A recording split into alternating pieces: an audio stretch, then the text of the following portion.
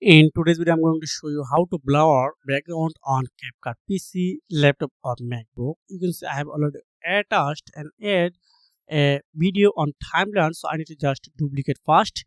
So click on right button and you need to click on this copy, then paste. Then click on above in this video. Alright, okay. Now click on the first layer.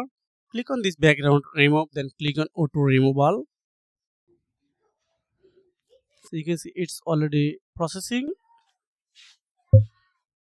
Then auto cut out complete. Now click on the second layer, then going to these effects, then here a charge blur.